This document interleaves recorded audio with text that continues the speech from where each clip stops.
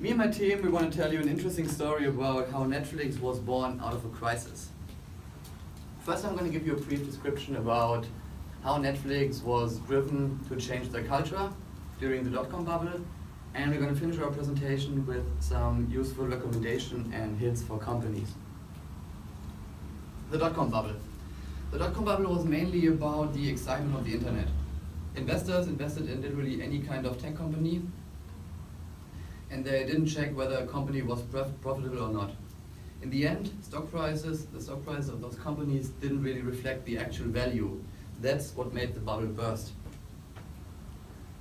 How is this related to Netflix? At this time, Netflix had around 120 employees, and Netflix was ready to IPO. The dot-com bubble burst, and IPO was cancelled, means that the investors withdrew their money. The effect on Netflix was that Netflix had to lay off 1/3 of their employees. They stepped back into the game because the global market value was decreasing, so the DVD player became cheaper, people had more time because they were unemployed, and Netflix focused on their DVD rental service again.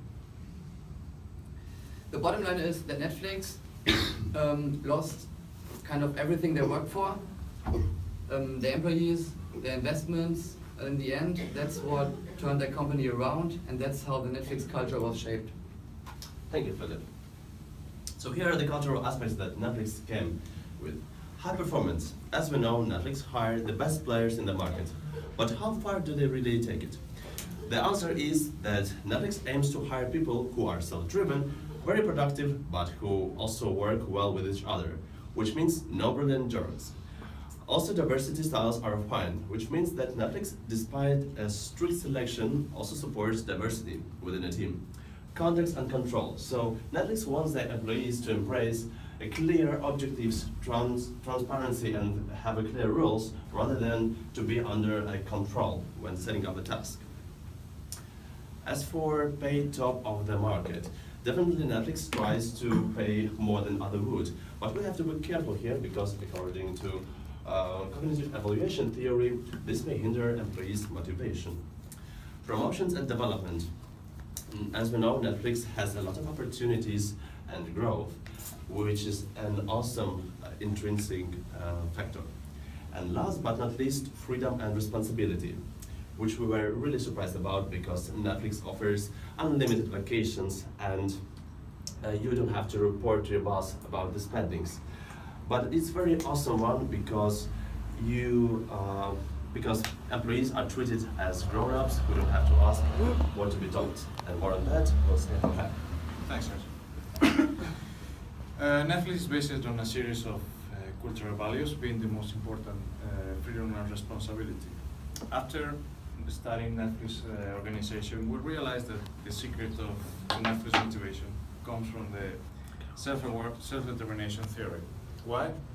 Well, high-performance people prefer to feel they have control over their actions.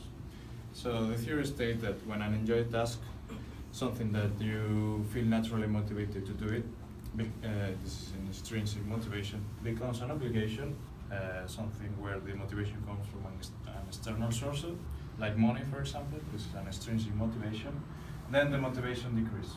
And to go further, there are three needs to perform well: competence, relatedness, and autonomy. Netflix doesn't believe at all in extrinsic motivation because it's a company based on innovation and creativity. We know this from the Dan Pink's video of motivation, that in a company where the work requires conceptual and creative thinking, extrinsic rewards have no effect on motivation and performance. And this is exactly what Netflix wants from his employees. They want self-motivation, they want self-awareness, self-discipline, self-improvement, act like a leader and assess a tool, not wait to be told what to do. Okay, so now I'm going to talk about organizational culture of Netflix.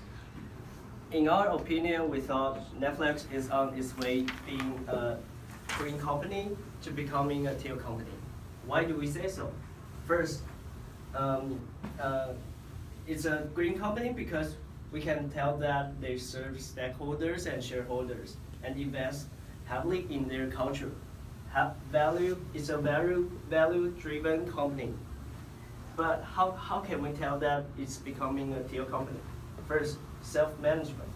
This kind of culture, self-management, not just between their employees, but they also encourage this kind of culture. Second, evolutionary purpose.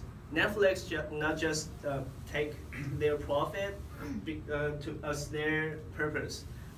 Actually, they take joy and entertainment as their final goal. That's why we thought they are becoming a teal company. More than 2 minutes. Oh, awesome. So in our view, Netflix's culture is an outstanding example of a company using innovative practices addressing individual, team, and organizational behavior.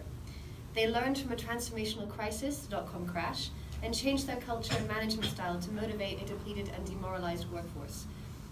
We believe companies like Netflix, who employ high-performance, creative minds, can use many of these principles, and these are our recommendations. Hire people that share your values and build your company DNA on the behaviors and skills that are valued by your employees. And don't hire brilliant jerks. High performance cannot come at the cost of organizational and team effectiveness. Inspire intrinsically, and you won't need extrinsic rewards like performance bonuses. This is supported by self-determination theory. Context, not control.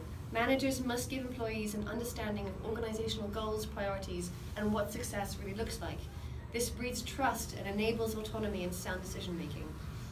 People over process. Don't let bureaucratic systems stifle autonomy and hamper creativity as your company grows, or you may lose your top performers and your edge.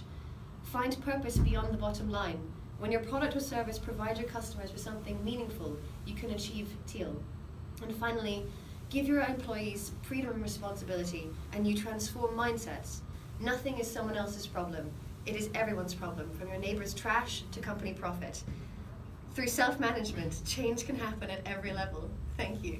7:15. Wow.